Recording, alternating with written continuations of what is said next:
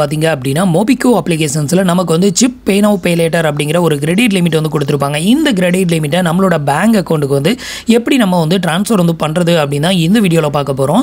So நம்ம வந்துட்டு நம்மளோட வீடுகளுக்கான ரெண்ட் பேமெண்ட் வந்து பண்ணனும் அப்படினா கூட சோ நம்ம வந்துட்டு இந்த ஒரு பே நவ் பே லேட்டர்ல உள்ள கிரெடிட் லிமிட்டை நம்மளோட பேங்க் அக்கவுண்ட்டுக்கு ட்ரான்ஸ்ஃபர் வந்து பண்ணி நம்மளோட ரெண்ட் பேமெண்ட் வந்து பே பண்ணிக்க முடியும். சோ அதுக்கு வந்து எவ்வளவு சார்ஜஸ் வந்து பிடிக்கிறாங்க இத பத்தின எல்லா டீடைலையும் இந்த வீடியோல பார்க்கலாம். சோ நீங்க இது வரைக்கும் வந்துட்டு இந்த ஒரு பே நவ் பே லேட்டருக்கு வந்து அப்ளை பண்ணல அப்படினா கீழ டிஸ்கிரிப்ஷன்ல வந்து லிங்க் வந்து கொடுத்திருக்கேன். தேவைப்படுறவங்க ட்ரை பண்ணி பாருங்க. ஆரம்பத்துல வந்து பாத்தீங்கன்னா இந்த ஒரு பே நவ் பே லேட்டரை வந்து நம்ம அப்ளை பண்ணும்போது சோ இதுக்கு வந்து பாத்தீங்கன்னா எந்த ஒரு ஜாயினிங் ஃபீ ரெனிவல் ஃபீ அப்படினு சொல்லி கிடையாது. இப்போ வந்து பாத்தீங்க அப்படினா ஜாயினிங் ஃபீ அப்படினு வந்து ஒன் டைம் பேமெண்டா வந்து சார்ஜஸ் வந்து பண்றாங்க.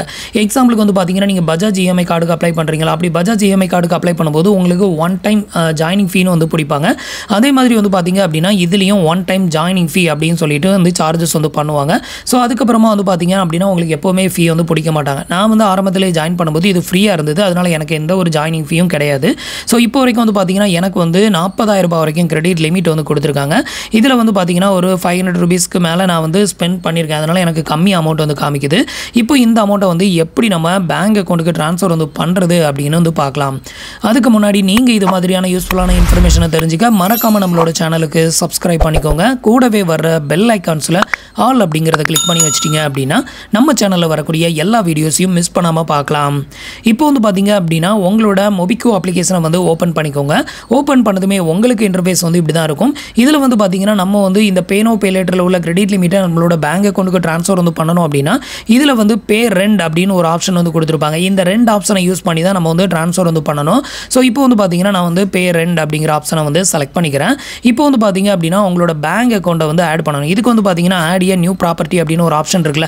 சோ இந்த ஆப்ஷனை வந்து செலக்ட் பண்ணிக்கோங்க. இத வந்து செலக்ட் பண்ணிட்டு நீங்க எந்த பேங்க் அக்கவுண்ட்டுக்கு இந்த அமௌண்ட்டை ட்ரான்ஸ்ஃபர் வந்து பண்ண விரும்புறீங்களோ அந்த பேங்கோட அக்கவுண்ட் நம்பர் IFSC கோட் இது ரெண்டையுமே என்டர் பண்ணி கண்டினியூ கொடுத்துக்கோங்க. இப்போ நான் ஆல்ரெடி வந்து பாத்தீங்கன்னா என்னோட பேங்க் அக்கவுண்ட்டை உள்ள வந்து லிங்க் பண்ணி வச்சிருக்கேன். சோ அதனால வந்து பாத்தீங்கன்னா நான் டைரக்டாவே வந்து செலக்ட் பண்ணிக்கிறேன். அடுத்து வந்து பாத்தீங்க அப்படினா உங்களுக்கு இன்டர்ஃபேஸ் வந்து இப்படி தான் ஓபன் ஆகும். இதுல வந்து பாத்தீங்கன்னா கண்டினியூ வித் சிப் கார்டு அப்படிங்கற ஆப்ஷனை செலக்ட் பண்ணிக்கோங்க. இப்போ வந்து எவ்வளவு அமௌண்ட் வந்து உங்களோட பே நவ் பே லேட்டர்ல இருந்து உங்களோட பேங்க் அக்கவுண்ட்டுக்கு ட்ரான்ஸ்ஃபர் வந்து பண்ணணுமோ அந்த அமௌண்ட்டை இந்த இடத்துல வந்து என்டர் பண்ணிக்கோங்க.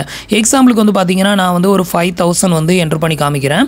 என்டர் பண்ணியாச்சு. என்டர் பண்ணிட்டு இப்போ வந்து கண்டினியூ அப்படிங்கற ஆப்ஷனை வந்து செலக்ட் பண்ணிக்கோங்க.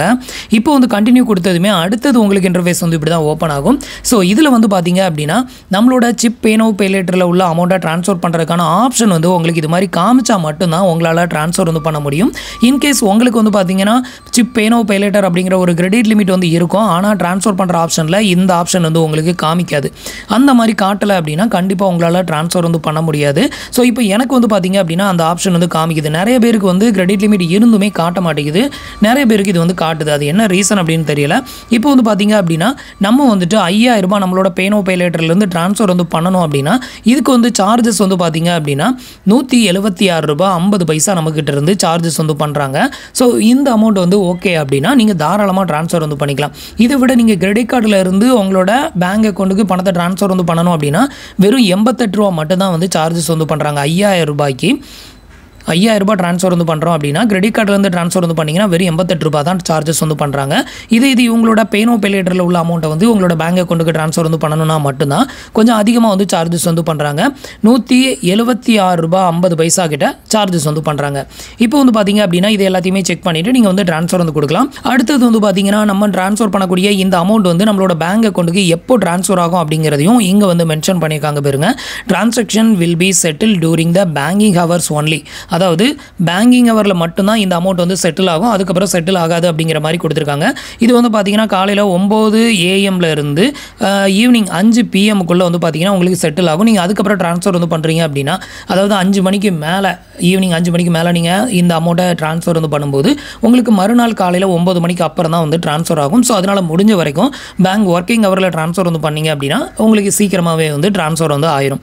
சோ இப்போ வந்து பாத்தீங்கன்னா எப்படி ட்ரான்ஸ்ஃபர் பண்றது அப்படின்னு தெரிஞ்சிருக்கும். அடுத்து வந்து பாத்தீங்க பண்ணிட்டீங்க அப்படின்னா பே அப்படிங்கிற இந்த ஆப்ஷனை வந்து கிளிக் பண்ணிட்டீங்க அப்படின்னா இந்த அமௌண்ட் வந்து பார்த்தீங்கன்னா இமீடியட்டாகவே உங்களோட பேங்க் அக்கௌண்ட்டுக்கு வந்து கிரெடிட்டட் ஆயிரும். இது நீங்கள் வந்து கிரெடிட் கார்டை சூஸ் பண்ணுறீங்க அப்படின்னா வெறும் 88 ரூபா மட்டும் தான் சார்ஜஸ் வந்து பண்ணுறாங்க. ஸோ இதுக்கு வந்து பார்த்தீங்க அப்படின்னா பே கொடுத்துட்டு அடுத்தது உங்களோட கிரெடிட் கார்டோட நம்பர் டீட்டெயில் எல்லாத்தையும் ஃபில் பண்ணிவிட்டு பே கொடுத்தீங்க அப்படின்னா உங்களோட கிரெடிட் கார்டில் உள்ள அமௌண்ட்டையும் நீங்கள் வந்து ட்ரான்ஸ்ஃபர் வந்து பண்ணிக்கலாம். ரொம்பவே கம்மியான சார்ஜஸில் உங்களோட கிரெடிட் கார்டில் இருந்து ட்ரான்ஸ்ஃபர் பண்ணணும் அப்படின்னு நினச்சிங்கன்னா நீங்கள் இந்த ஒரு ஆப்ஷனையும் கூட யூஸ் பண்ணிக்கலாம். இப்போ வந்து எப்படி நம்ம வந்து நம்மளோட பே நவ் பே லேட்டரில் உள்ள கிரெடிட் லிமிட்டை நம்மளோட பேங்க் அக்கௌண்ட்டுக்கு ட்ரான்ஸ்ஃபர் வந்து பண்ணுறது அப்படிங்கிற டீட்டெயில் உங்களுக்கு தெரிஞ்சிருக்கும் அப்படின்னு நினைக்கிறேன். ஸோ நம்மளோட வீடியோஸ் பிடிச்சிருந்ததுன்னா லைக் பண்ணுங்கள், ஷேர் பண்ணுங்கள், கமெண்ட் பண்ணுங்கள். ஸோ இந்த இன்ஃபர்மேஷன் பிடிச்சிருந்ததுன்னா உங்களோட ஃப்ரெண்ட்ஸ் அண்ட் ரிலேட்டிவ்க்கு ஷேர் பண்ணுங்கள். நீங்கள் இது வரைக்கும் நம்மளோட சேனலுக்கு சப்ஸ்கிரைப் பண்ணலை அப்படின்னா சப்ஸ்கிரைப் பண்ணி சப்போர்ட் பண்ணுங்கள். தேங்க்ஸ் ஃபார் வாட்சிங்.